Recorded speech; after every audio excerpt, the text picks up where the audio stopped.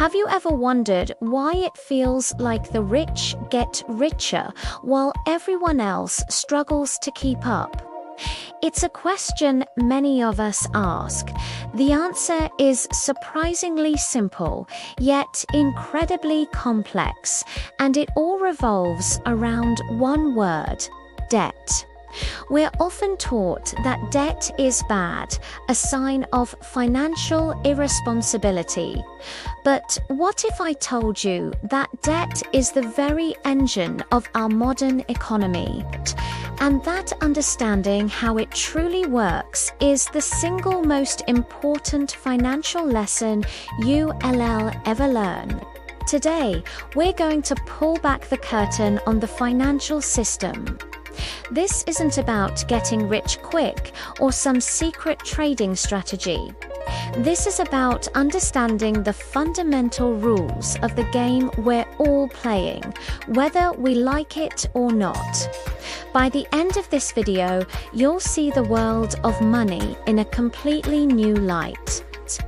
So, how is money actually created? Most people think governments just print it. While they do print physical cash, that's only a tiny fraction of the money in circulation. The vast majority of money is created out of thin air by commercial banks, and it's created as debt. When you go to a bank to get a loan for a car, a house, or a business, the bank doesn't take money from someone else's savings account to give to you. They simply type numbers into your account. Poof, new money has just been created. But this new money comes with a string attached: interest. You have to pay back more than you borrowed. This is the core of our system, known as a fractional reserve banking system. Banks are only required to hold a small fraction of their deposits in reserve. The rest they can lend out.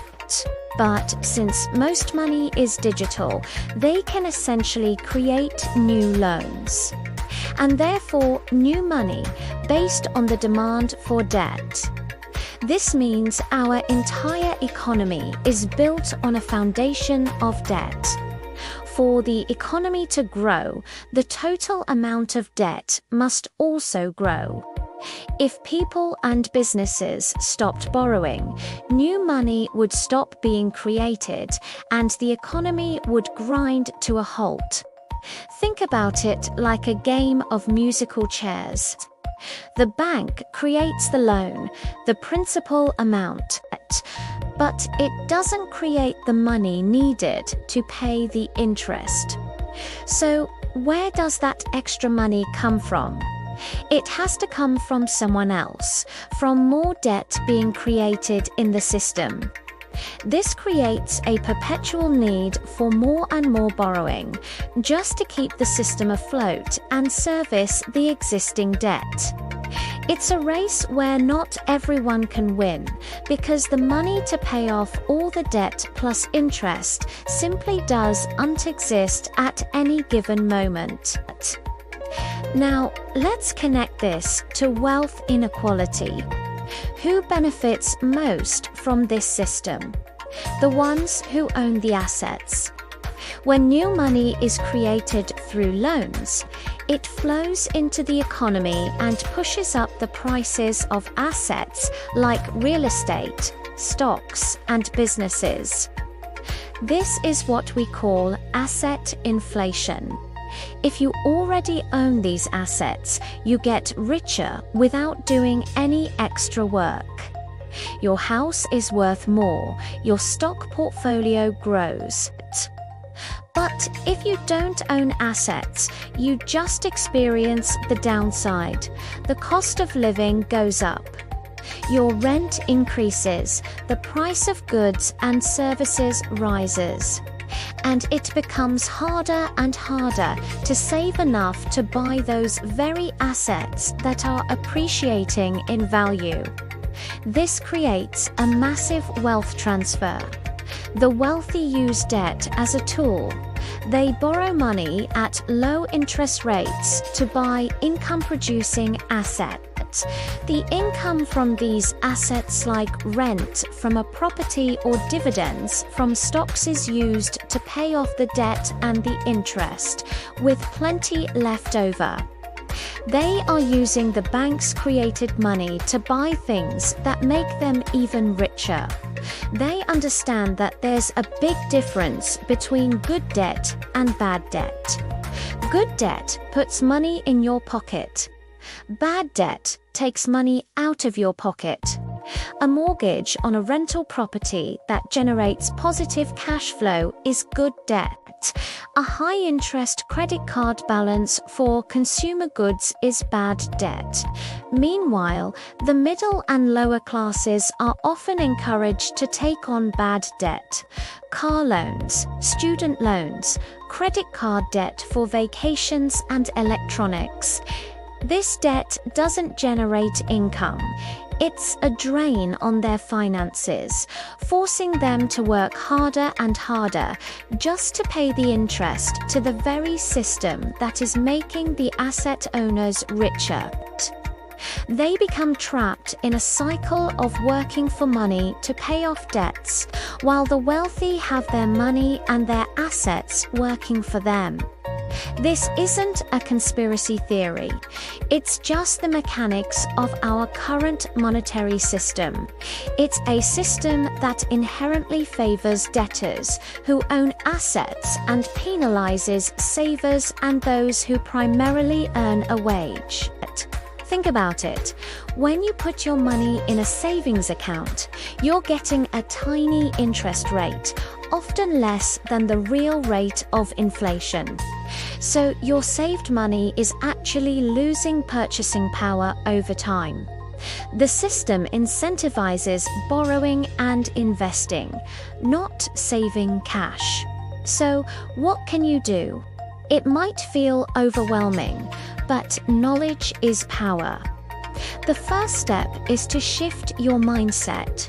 Stop thinking like a consumer and start thinking like an investor. This doesn't mean you need a lot of money to start. It means understanding the difference between an asset and a liability. An asset puts money in your pocket. A liability takes money out.